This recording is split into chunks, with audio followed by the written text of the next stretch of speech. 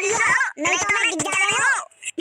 अरे मेरे पास कोई हाथ नहीं, गिर जा रहे तो मैं उठा रही हूँ। देख ले भीको मरा, मुझे मरा दे रहा है, अगर मैं मरे मरे तो मेरे नमन नमन को पकड़ लेगो।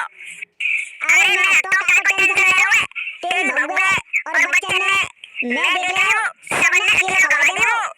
अब मेरे साथ के पल्ली से पकड़ा हुआ है, क्या बात पकड़ा हुआ तो नहीं?